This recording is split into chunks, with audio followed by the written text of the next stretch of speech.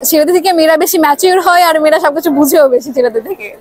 মানে এই যে প্যারা, এটা আমার যুক্তি কথা আসলে। হ্যাঁ, এটা প্যারাই, মানে অন কাইন্ড অফ একা একা এখন যেমন আছে এমন টাইপের থাকা যায় না। বিয়ের পরে হাজবেন্ডের কথা শোনা, শ্বশুর বাড়ির সবার কথা শোনা, মেনে চলা, সবকিছু মিলাই আসলে মানে একটু অন্যরকম তখন পরিবেশ তৈরি হয়ে যায়। তো সেই হিসাবে মনে হয় যে বিয়েটা না করাই ভালো, একা একা থাকা ভালো আমি মনে করি আর কি। প্রেমের নাম বেদনা হলে বিয়ের নাম কি আমি জানি না আসলে। বললে বলতে চায় না, তার কারণ হলো সবাই জেনে যাচ্ছে, নজর দেয় সবাই, নজর খুব খারাপ, এই জন্য মনে হয় বলতে চায় না আমার মতে আর কি। আমি তো বলবো না, নজর লেগে যাবে।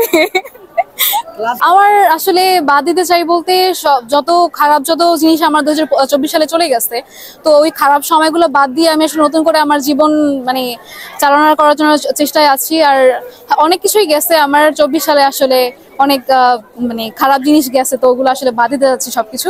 আমি নতুন করে জীবন শুরু করতে চাচ্ছি। সবাই দেখা যায় যে অন্যকে দোষারোপ করতে পছন্দ করে। ধরেন আপনার কোনো একটা ঝামেলা লাগছে, তো এখানে আপনি কোনো দোষ করেন না, এবার তারপরে দেখা যায় যে কিছু কিছু ক্ষেত্রে আপনাকে নিজেকে দোষ স্বীকার করে নিতে হয়, যে নেওয়া উচিত, অথবা তাহলে হয়তো ব্যাপারগুলো একটু সলভ করে যাওয়া যায় খুব ইজিলি আর কি। এই জন্য নিজের দোষটাই স্বীকার করে নেওয়া আমার মনে হয় বেটার। ভোর পালালে যদি বুদ্ধি পারে তাহলে বয়ফ্রেন্ড পালালে আমার বয়ফ্রেন্ড আসবে। বয়ফ্রেন্ড বাড়লে মেয়েদের বয়ফ্রেন্ডের সংখ্যাটা বাড়বে, তখন তো বয়ফ্রেন্ড একটা চলে যাবে, আরো আসবে। মন খারাপ থাকলে আমার আমার ঘুরতে ভালো লাগে, মানে আমি ঘুরতে খুব পছন্দ করি। তো যদি দেখা যায় যে মন খুব খারাপ, তখন আমি একা একা ঘুরতে বের হয়ে যাই, মানে এটাই আর কি ভালো লাগে আমার। মনের মাঝে বসত করে না কেউ, এখন একা একাই আছি আর একা একাই থাকতে চাচ্ছি আর কি। ফ্যামিলি মানে আমার কাছে এলোমেলো, আমার কাছে সবকিছু কখন এলোমেলো মনে হয় যখন আমার ফ্যামিলি আমার পাশে, মানে আমি সাপোর্ট পাই না ফ্যামিলি থেকে, অথবা আমার ফ্যামিলি যখন আমার পাশে থাকে না, তখন আমার কাছে সবকিছু এলোমেলো মনে হয়। আর ফ্যামিলি যদি ঠিক থাকে তাহলে আমার সব ঠিক থাকে, আমার কাছে মনে হয় এটা। কারা বেশি অনলাইনে ঘোরাঘুরি করে, এটা আমার মনে হয় যে ছেলেরাই করে বেশি মেয়েদের থেকে। ছেলেরা শীতে কখনো ফ্যান চালিয়ে ঘুমানো হয় নাই, কারণ আমার ঠান্ডার সমস্যা আছে, তো আমি তাহলে অবস্থা খারাপ হয়ে যাবে আমার এই জন্য। আমার শীতকালে ওই ঘুরতেই ভালো লাগে, ঘুরবো মানে ওই ঠান্ডা আবহাওয়াটা নিবো, ওটাই ভালো লাগে আসলে শীতকালে। মেয়েদের মাথায় বুদ্ধি নাই কে বসছে? মেয়েদের মাথায় অবশ্যই অনেক বুদ্ধি আছে। মেয়েরা কি বোকা নাকি? মেয়েদের মাথায় অনেক বুদ্ধি আছে, অনেক অনেক।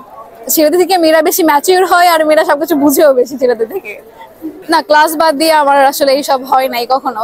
আমি কলেজ ক্লাস বাদ দিয়ে প্রিয় মানুষের সাথে আসলে আমি ঘোরাফেরা কখনো করি নাই, মানে এটা হয় নাই এখনো। আকাশ মেঘলা থাকলে আমার কার সঙ্গে ঘুরতে ভালো লাগবে বলতে, আমার ফ্রেন্ডরা থাকলেই হবে। আমার যে কোনো একটা ফ্রেন্ড হলেই তার সাথে আমি ঘুরবো ফিরবো। সকালে আমার পাখির শব্দ শুনে ঘুম ভাঙে, কারণ আমার বাসার পাশে অনেক গাছ আছে, তো ওখানে অনেক পাখি থাকে, ওই পাখির শব্দে আমার ঘুম ভাঙে। আমাকে যদি বলা হয় পাখি হওয়ার কথা, তাহলে আমি চড়ুই পাখিটা বেছে নেব। আমার চড়ুই পাখিটা খুব ভালো লাগে। ঢাকার শহর একটা জাদুর শহর, এটা আসলে অনেকটা সত্য, কারণ এই শহরে আসলে সবকিছুই সম্ভব। আমি আমার দেখা মতে সবকিছুই হয়েছে এই শহরে আর কি, সবকিছু সম্ভব, একদম খারাপ ভালো সবকিছু সম্ভব। এই জন্য আমার কাছে মনে হয় এটা জাদুর শহর হতে পারে আর কি।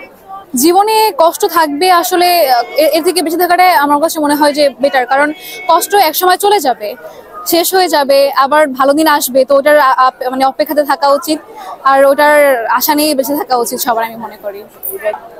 হাসির মাঝে দুঃখ লুকিয়ে থাকে কথাটা আসলে, হ্যাঁ এটা অনেকটাই সত্য আমি মনে করি, কারণ আপনি দেখবেন যখন অনেক বেশি হাসেন, তারপরে দেখবেন যে কোনো একটা কিছু খারাপ আপনার সামনে আসবে, তো ওইটা আসলে এই জন্যই ওই হাসির মাঝে দুঃখটা একটা থাকবেই, মানে এটা হয় আর কি। হাসির পরে দুঃখ, দুঃখের পরে আবার হাসি, এরকম টাইপের আসলে হয়।